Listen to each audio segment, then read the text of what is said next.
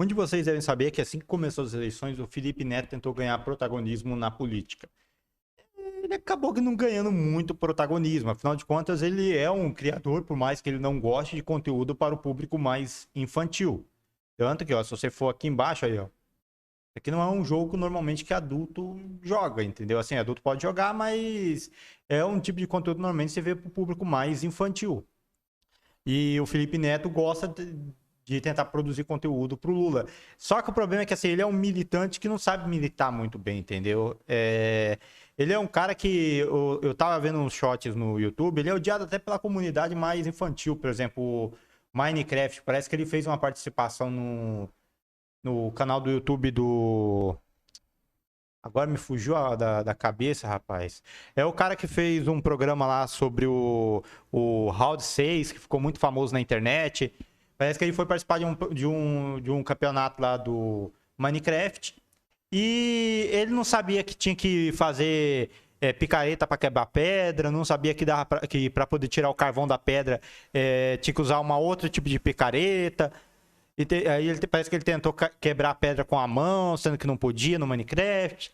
Eu achei até engraçado, né? Foi, assim, críticas feitas pelas pessoas que aparentemente eram coisas que qualquer pessoa que joga o jogo conheceria, sabe que é o básico. E parece que o Felipe Neto, que tem conteúdos no seu canal, não sabia disso, que é muito estranho, né? Como é que alguém produz conteúdo de Minecraft e não sabe jogar Minecraft? Estranho. Aí ele publicou um vídeo, por exemplo, falando: o Lula não tem um centavo, cara. Foi de uma mentira tamanho, porque o Lula declarou lá uma renda de 7 milhões de reais, né? O cara que era um sindicalista, né? Fez palestras aí por 27 milhões, mas, né, segundo o Felipe Neto, ele é um corrupto burro que não tinha dinheiro nenhum, que estava escondendo, era muito burro, estava morando na casinha mais ou menos. Grande mentira do cacete. O Lula só não mora em mansão porque não quer. É bem simples assim, porque o cara, pela fortuna que ele tem, só não mora em mansão se ele não quiser. O mais engraçado é que o Felipe Neto falou que depois que ele começou a se envolver com política, não tá conseguindo fazer propaganda. Só que, assim, marcas de esquerda estão patrocinando ele, né? Engraçado que aqui, ó, ele tentou militar contra o Elon Musk. A regra é clara: comprou isso aqui, tem que dar a questão é que, assim, né, alguns entenderam que isso aqui é meio que uma ofensa contra os gays, né? Meio que, novamente, tentar usar o homossexualismo como se fosse uma ofensa. Aí o Felipe Neto já quebrou a cara. Aqui também, cadê? Ó, alguém avisa, a fonte é o próprio site do governo federal. Sim, verdade. Só que se o Felipe Neto tivesse a decência também de ler o que o Exército publicou, ele saberia que o Exército informou que não teve acesso correto, adequado, necessário ao código-fonte, que tinha mais de 27 milhões de linhas. Inclusive, tinha programas de terceiro que eles também não puderam verificar se era verdade ou não, que houve infiltração no site, queriam saber como é que se houve risco aos dados. Ou seja, o Exército teve o acesso, mas foi um acesso muito, muito limitado. Então, assim, infelizmente é um cara que não tem experiência política, é um cara que não sabe discutir assuntos importantes, mas quer tentar discutir. Basicamente, assim, ele é um pato. O pato, ele não nada direito, não voa direito e não anda direito. O Felipe Neto é um cara que não consegue produzir direito conteúdo para infantil, não consegue falar sobre conteúdo adulto, mas, por sorte, ele consegue fazer sucesso. Teve até uma piada que era assim, não é uma piada, acho que, sei lá o que seria isso, uma filosofia. Um pato, um tubarão, um leão e uma águia estavam participando de uma competição para ver quem seria o rei da selva. Aí, na hora de correr, o leão ganhou. O tubarão ficou parado no lugar, não conseguia correr. A águia ganhou do pato e o pato chegou em terceiro. Quando foram tentar voar, o pato não voava direito, mas conseguiu e conseguiu ganhar a corrida de voo em segundo lugar. Quando era hora de nadar, o tubarão ganhou em primeiro, o pato ganhou em segundo. Aí o resultado no final foi que o pato conseguiu ficar em segundo ou terceiro em tudo. Não ganhou nada, mas como ele ficou melhor do que todo mundo, e pelo menos alguma dos principais campeonatos, o Pato se tornou o rei da selva. E é engraçado porque o Felipe Neto até tentou se tornar adulto. Eu me lembro que uma vez ele falou uma frase assim, eu tenho 30 anos, mas ainda não me sinto um adulto. E ele sempre se agarrou nisso, de tentar ser um artista teen. Tanto que ele tinha lançado uma rede de pintura de cabelo. Eu não sei se vocês se recordam, mas parece que teve uma época que era, não sei se era por ano, por mês, sei lá, que ele pintava o cabelo, né? Outro que tentou ganhar protagonismo, que também produzia conteúdo para criança, é o Felipe Castanhari. Só que ele já tinha deixado há muito tempo de produzir conteúdo infantil. Ele começou a produzir conteúdo sobre história, que ele produzia conteúdo de nostalgia, sobre jogos, essas coisas. Aí ele tentou ir para o lado da ciência, tentou ir para o lado da física, química, e acabou que ele foi, né, militado pelos militantes de esquerda. Só que é aquilo, parece que quando os caras de esquerda apanham, parece que daí eles se gamam mais ainda. Que eles estavam criticando, o Felipe Neto não é um professor e tá aí transmitindo assunto como se fosse. O Felipe Neto tá falando sobre história, como se a gente conhecesse do assunto e não fosse um especialista por trás publicando. Foda-se! O pessoal vai lá assistir o conteúdo de história por causa do Felipe Castanhari, não por causa do professor que produziu o conteúdo. É a vida, né? Só que daí, obviamente, ele tentou militar, que ele militando, falando que ele parece com o César Menotti Fabiano, que apoiou o Bolsonaro, né? O César Menotti Fabiano. Felipe Neto já é um cara que criticou, né, o Bolsonaro. Animação. É interessante que ele vive fazendo vários vídeos sobre economia, essas coisas, mas ele teve que copiar de alguém, né? Porque quando é para produzir conteúdo político, ele é preguiçoso. Onde está o quando o Bolsonaro criou o estado de emergência para comprar voto? Engraçado que... Oficial. Por que tá escrito oficial ali? O engraçado é que, assim, ele parece que achar que o mercado é uma entidade, uma pessoa, né? Quando, na verdade, é um grupo gigantesco de pessoas que simplesmente olhou para aquilo e falou, porra, vou tirar meu dinheiro aqui, tá muito preocupante, vou vender minhas ações aqui que tá preocupante. O Átila também foi outro que se envolveu muito na militância política, principalmente ali quando houve a CPI do Covid. Ele tentou ganhar notoriedade, né, como um pesquisador de Covid. Tanto que se você entra aqui, quase tudo é sobre Covid. O cara tá nadando, mergulhando no Covid. O Lula, assim que foi eleito, ele publicou algo aqui. Ah, tá, eu até abri aqui já.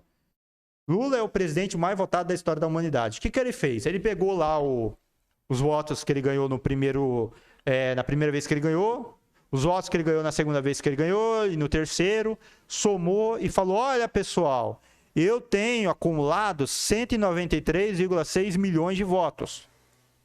Essa matemática é verdadeira? Não. Faz sentido? Também não. Por quê?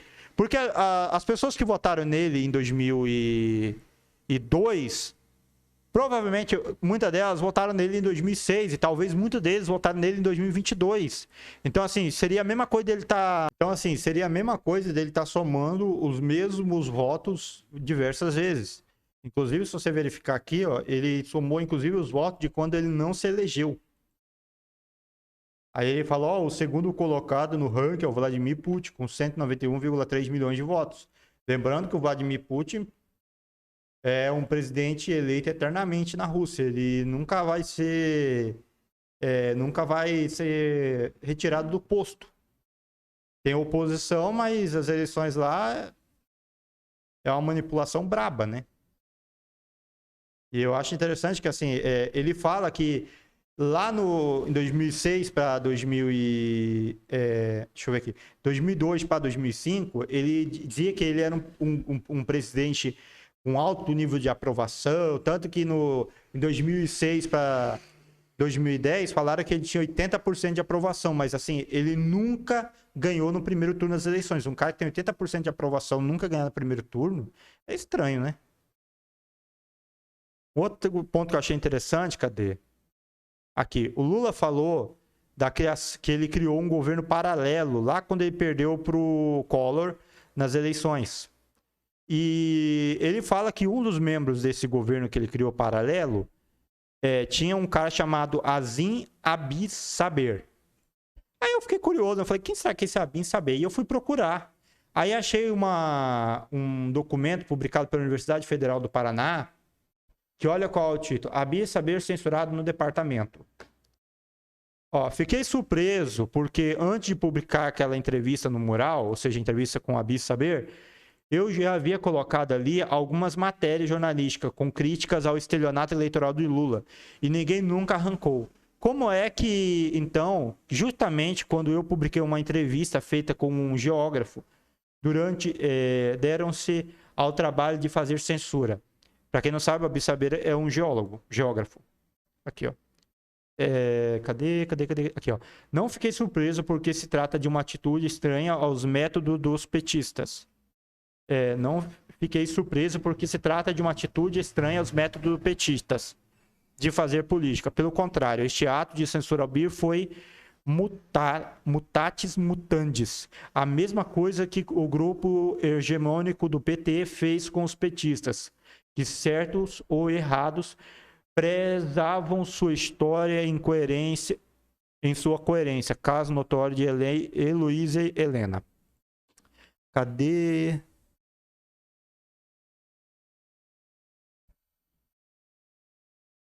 Ó, mas como não dar credibilidade a BIR, que além de geógrafo e esquerdista, a não mais poder, como 90% de geógrafos são? Nessa era, o espírito stalinista, incrustado no petismo e nos geógrafos, levou o autor da censura a tentar impedir que os frequentadores do departamento dessem atenção a um colega de partido e de profissão, que, num dado momento, tornou-se um aliado político incômodo. Não foi sempre assim. Partidos comunistas agiram contra seus dissidentes. Não foi assim que o PT agiu contra os petistas que disseram que o governo Lula executava ideias que o partido defendeu durante toda a sua história?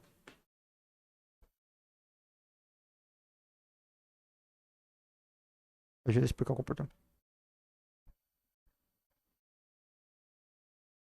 Aqui também tem, ó. Cadê?